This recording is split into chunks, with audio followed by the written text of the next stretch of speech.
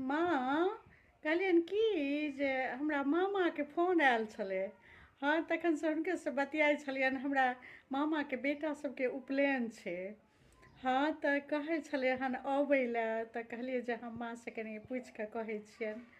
हाँ, कनि जा दितथिन तऽ बढ़िआँ रहितै। उपनयन सनक परोजन तऽ माँ देखाबैवला होइ छै ने, आ टिकट कनि पहिनहिएसँ लिअ पड़तै।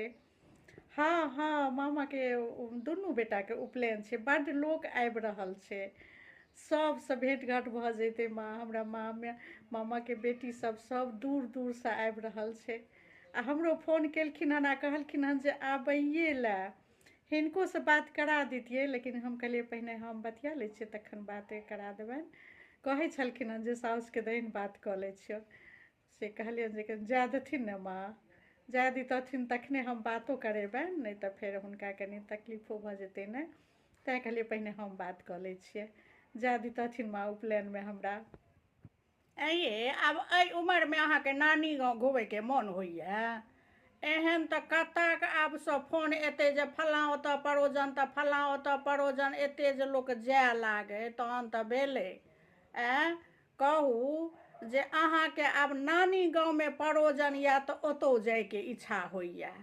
एहिमे हमरा पूछैके कोन काज छलै? अहीँ कहि दितियनि कनि सरिया कऽ जे आब एतेक दूरसँ टिकट कटाउ जाउ, फेर हमरा सबके देखरेख के करत? दवाइ बीरो टाइम परमे, नाश्ता पानी, खेनाइ पिनाइ आब हमरा होइए कैल।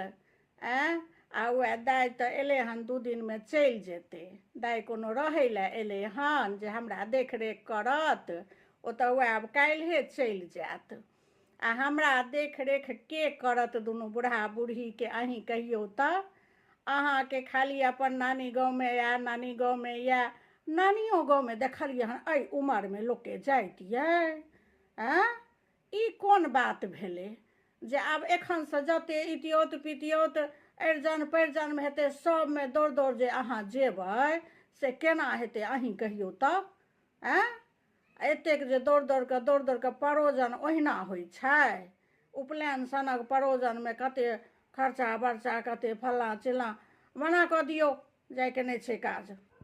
माँ, भौजी घरमे कानै छै, तू हुनका उपनयनमे जाइसँ मना कऽ देलही, नानी गाँव जाइसँ?